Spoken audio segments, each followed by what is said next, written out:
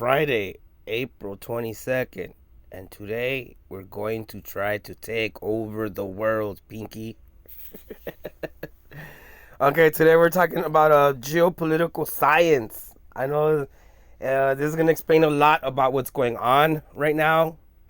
I tried explaining this years ago, but no one wanted to take an interest. They were too busy talking about the Kardashians and shit like that.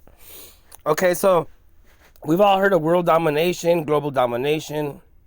We'll go over the Wikipedia real quick. Excuse me. Drinking tecate today. After having a good dinner, one good beer. Okay, so world domination, also called global domination or world conquest, is a hypothetical power structure, either achieved or aspired to, in a single political authority holds the power over virtually all the inhabitants of Earth. Various individuals or regimes have tried to achieve this goal throughout history without ever attaining it. The theme has often been used in works of fiction, particularly political fiction, as well as conspiracy theories, which may posit that some person or person have already secretly achieved this goal, particularly those fearing a development of a new world order involving a world government or totalitarian nature. So the history goes back. We all know this. It goes all the way back.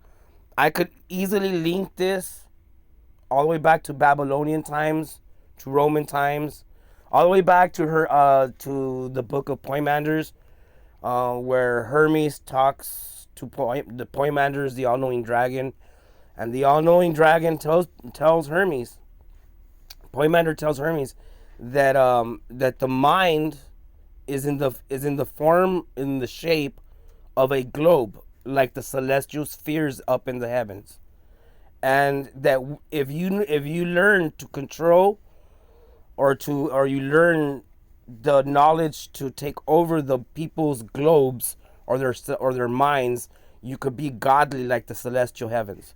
He goes on to say that it's a pretty cool book. It's a book of books. There's a bunch of small books within it, and it's hermetic teaching. It predates the Bible. I know if you're a Christian, I suggest, I want to advise you. It predates the Bible.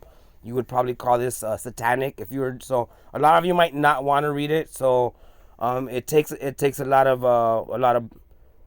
balls. I had to throw that in there. A lot of balls to go to believe in God and read that book with an open mind. Okay, so let's move forward. Unfortunately, I hate scripting stuff. You guys know that, but I also know that if this video takes too long and it shows on the time that it's gonna take too long, people are like, they don't want to watch, they'll skip it. You guys want to watch something like within 35 minutes, 40 minutes, something like that. Mainly because that's probably the most time everyone has right now to spend. Because time is money. So speaking of money, we have the petrodollar system. Now, a lot of people don't know what the petrodollar system is. They've heard of it, but they don't really know the intricacies, or they don't know the details. So basically, it says petrodollars are U.S. dollars paid to an oil exporting country. Petrodollars are the primary source of revenue for many OPEC members and other oil exporters.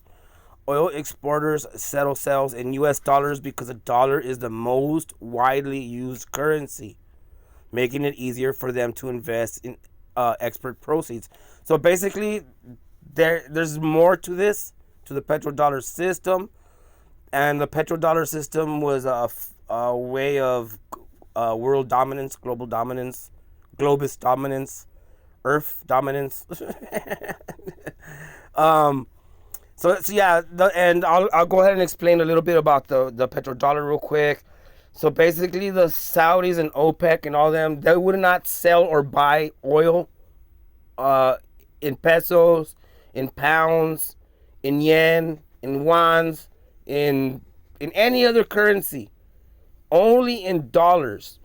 Now, by doing this, the American military complex backs them up. Do you guys comprehend this? These guys are the dealers, and the American are the bodyguards. Okay? And because they have this relationship, it's paid in dollars. So if Mexico wants petroleum, they have to sell us Americans some cheap products for us to give them dollar bills. They use those dollars from the cheap products that they give us to go and buy oil from other countries. It was like that up until a couple years ago. This is the reason why everything is happening the way it is. And we'll move forward on that. We'll bounce back and forth until you guys so you guys can understand what's going on. Now, we know that money and riches and wealth and all that, land resources, all of that has to do with global dominance, a world dominance, and so basically, when one country invades another country, they show up there and they give them a new set of laws that they must now comply and follow. That is called a constitution. Does China's constitution match United States Constitution? No. No, it doesn't. What about the Russian Constitution? No. No, it doesn't. Every sovereign, separate, individual country and state have their own constitutions. In fact, before all these United Nations member countries got together and started the United Nations, there was other constitutions. Some of them were free roaming constitutions. My personal favorite is the Pirate Constitution. I suggest you guys all read the Pirate Constitution, and you will see where a lot of my ideology stems from. So basically, we have constitutions. We all know this. So moving forward, I gotta make this fast, because if not, you guys will be like, oh, it's boring. No. And then you guys won't want to take an interest in this, because it's pretty complicated. So the United Nations has a constitution and a charter. We'll go directly. We're not going to go through no Wikipedia when it comes to all this other stuff. With a direct facts. Here's the United Nations. Peace, dignity, equality on health, planet. So it's all about a planet with these guys. It's global. To everyone that says, yeah, the globe earth is not globalization. It's not even relative. And yeah, that stuff. You're lying. You know you're lying. You're a liar. Don't tell lies to yourself. Okay? So as we can see right here, there's the UN Charter, and if you guys ever heard of an uncharted island, like that's what this is. So basically, if everything, all the land that's found gets chartered, and these guys are the ones that hold that charter. This is supposed to be, so basically all free land that was outside of already established countries. So in between Russia, in between United States, in between India, and in between Australia, there's a little island in the middle of the Pacific Ocean, or in the middle of the Atlantic Ocean, or wherever ocean it is, and nobody's, it's not on their charter. That means nobody's supposed to own it. Back in the days, that meant that was actually international free waters. That means you could do anything there. Back in the days, excuse me, the weed's good. So back in the days, a couple of people were like, they wanted to experiment for whatever macabre reason, and they wanted to experience killing someone. And they literally, on one case, these guys take some girls on the boat, and they go out into the middle of the ocean, and they had the balls to record it. And the poor women, they after they get out there, the women thought that they were just out there to chill. They pull out guns. They tell the girls they're all gonna die. The girls, like, they don't believe it till one of them gets pistol whipped. Then the other girls start running. They shoot them all, and they throw them off into the water. They did not commit a crime, guys. These guys did not commit a crime because there is no law out there. They cannot commit a crime if there is no law that states are committing a crime. So what they did was totally free, which was pretty fucked up. But that happened. So So basically, so this whole United Nations charter is exactly that. All right, and you can read it up on it, and we'll read a little bit on it. So the Charter of the United Nations is the founding document of the United Nations. It was signed on 26 June 1945 in San Francisco, here of California, of all places. At the conclusion of the United Nations Conference on International Organization, it came into force on 24th of October 1945. Can you guys see why they created a World War I and a World War II and then forced this into being? Can you guys see this now? Okay? So that's the charter. They also have the United Nations Constitution. Just the Constitution alone, not the charter. Excuse me.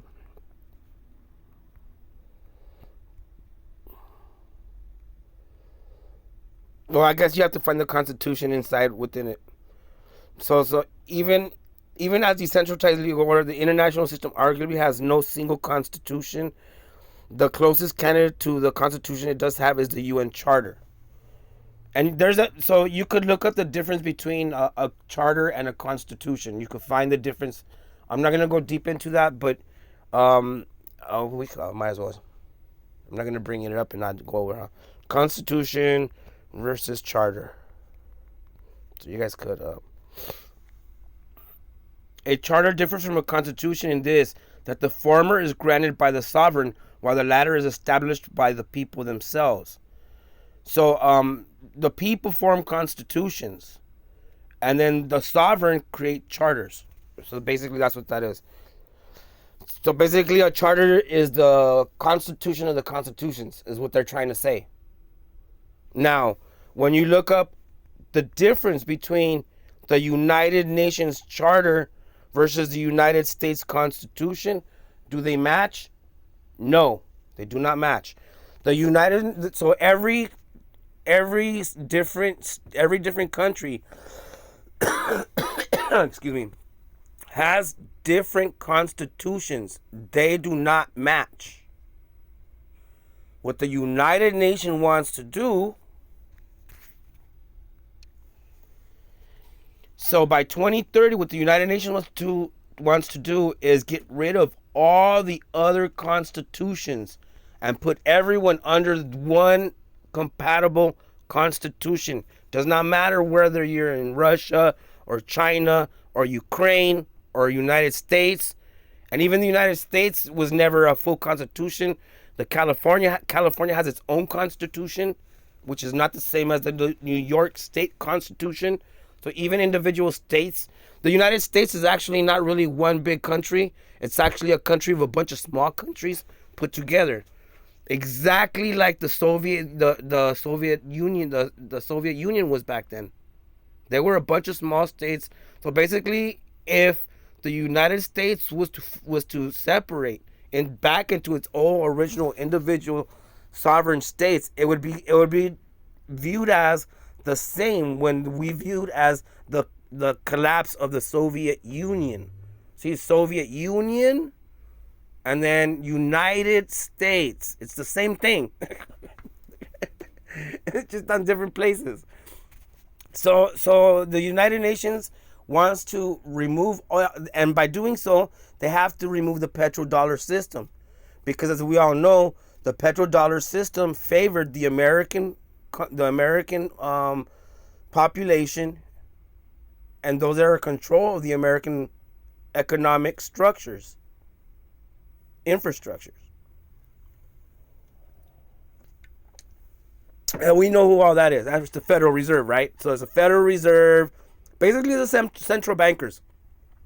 We could try to break it down to like, these guys are the central bankers, and these guys over here are the International Monetary Fund. These guys over here are the World Bank, but they're all the same assholes. It doesn't matter. So it says, we resolve between now and 2030 to end poverty and hunger everywhere, to combat inequalities within and among countries, to build peaceful, just, and inclusive societies, to protect human rights and promote gender equality and empowerment of women and girls, and to ensure the lasting protection of the globus planet. Don't tell me that your stupid toy globe in your mind is not forcing you to believe into some larger ideology. Because it is. And we could see it right here. And that's no joke. That is no joke. So a lot of people are like, okay, well, that's UN 2030. What about the the Sustainable Development Goals?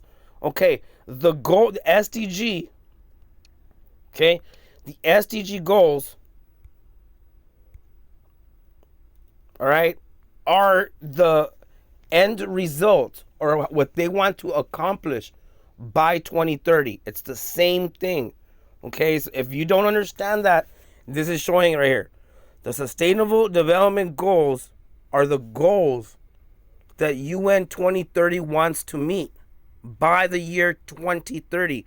Hence the term UN 2030, the year 2030. Okay, so this is an agenda. All right? In order to have an agenda and in order to schedule people to comply with this agenda, you have to start really, really, really early. Really young. Okay? Let's go over this. Now, if you don't understand that they're brainwashing our children and our grandchildren right now,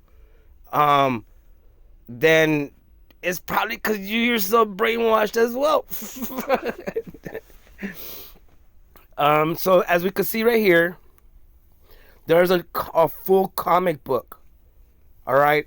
And the star character of this comic book is, in fact, a globehead. And I'm not talking about someone online trying to troll flat earthers and trying to force everyone to believe that they're on this globe earth. I'm talking about it's a real globehead, dude. It's a real globehead. And you can see it right there. And you know what? If you go to look at it, matter of fact, let's back up a bit. We'll just look at the images, so you can find the. Okay, so this is one of the ones that I make fun of the most. And just visit it because I want to explain that this was made way before COVID. All right, guys, this was made before COVID. And they were pushing this in a lot of the schools, and even if they didn't they made such a big deal about it, they didn't. Actually, this stuff is really insidious. They show it to you really like on the side and in between things that capture your like, have your mind already, your mind's attention. Your imagination's already been captivated something else, and then they throw this stuff in between. Now, as you can see right here. Okay. He says, they're like, oh, that's a great idea. So the kids are like, what a great idea. This needs to be done. Well, good luck with that. And the kids go off to play. He's like, hold on, we're all in this together. And he starts choking the children out. Okay. The children are being choked out. This was way before COVID-19. All right, guys. This list was made by the United Nations. Do you guys see this? Behind the list. Hiding behind the list. And the poor globehead is so confused. Now, in order to if you want to get rid of poverty, hunger, and you want to make it equality and all that other stuff, well then there's one big problem.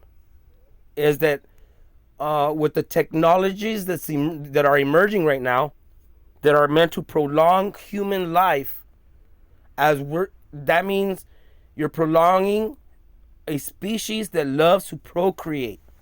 We have kids left and right. So they're trying to say they don't want us to have more kids. And they're making it well known, and they're making us choke out our children ourselves by putting masks on them and not letting them play. And this was way before COVID, guys. This was before COVID. All right, so don't tell me that the COVID thing wasn't, was it an actual event? Did people actually get sick? Yes, people have been getting sick with the flu for a long time. Was it a super strong flu? Oh yeah, I believe it was. But for them to sit here and push this on the children, You just know it was part of their agenda. Now, we all know what psychosomatic is. And if you don't know what psychosomatic is, you should look it up. Because the majority of illnesses are psychosomatic. All right, that means it starts in your mind first. So anyways, as you can see, it starts in the mind first. All right? Half of the people live in poverty, but everyone deserves a chance to prosper. Again, if everyone is procreating, this globe head was going to get full really quick. So they need to depopulate. Because you're running out of space, running out of air, running out of water. Okay? There it is there. They're showing basic survey, blah, blah, blah. And then they show a kid wired up to imagine a globe. Don't tell me it's not this is an agenda. This is brainwashing. This is a globe head. Okay? This is a new way of living, a new world order. It's not very hard to comprehend, okay? Let's move out because I don't want you guys to panic. But you should have panicked like 10 years ago. Okay, so we all see what's going on right now, right? And we all see that the United States Constitution is great for us Americans, bad for everyone else. That's what they're saying. Us Americans are under attack right now because we are the empire, and they're taking away our empire and they're going to distribute it to everyone. Now, I just showed you guys that cartoon, SDG. You're like, well, I never seen that cartoon. Yeah, you did. You had to have seen it. So the SDG Media Compact, we're going to go direct to them. I'm going to read this out to you guys. Excuse me. Let me take a drink real quick.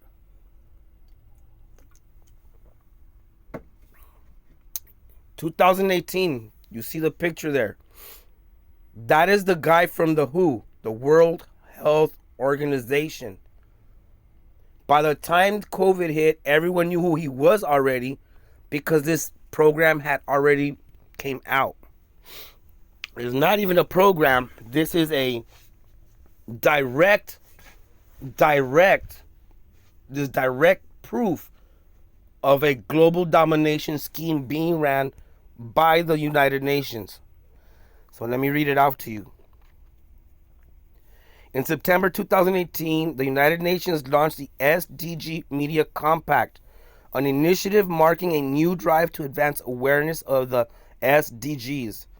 The SDG Media Compact began with 31 founding media and entertainment companies and has grown into, wow.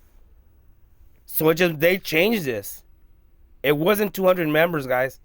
The last time I seen this, it was 180.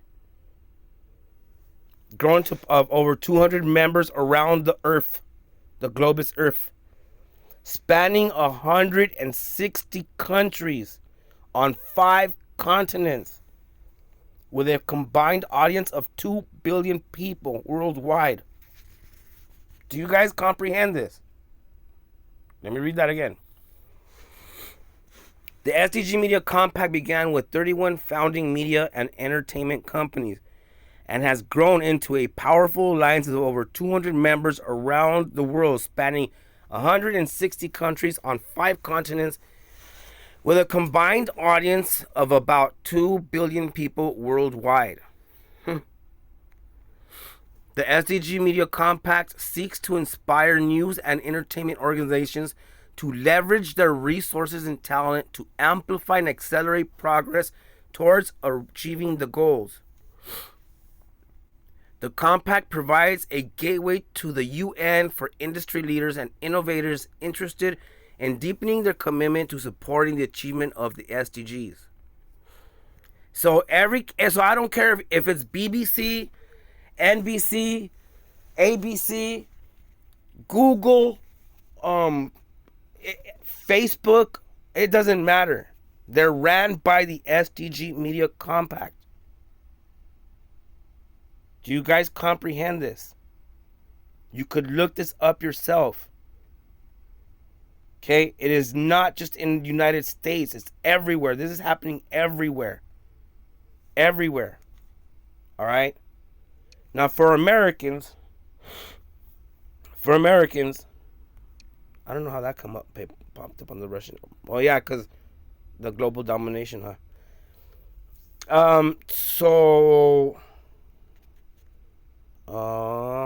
The Smith-Mundt Act, and I'm just gonna read it out to you. So the Smith-Mundt Act goes back to 1948. Okay, after they established the New World Order back then, because that's what it was. Okay, after they established a New World Order, they turned off their media propaganda crap. That was in 1948. In 2012, they turned it back on. And I'm speaking here in America. Okay, so it says the original version of the Smith Act amended Modernization Act of 2012, which allowed for materials produced by the State Department and the Broadcasting Board of Governors to be disseminated within the United States. All right, we're going to go straight to the bill.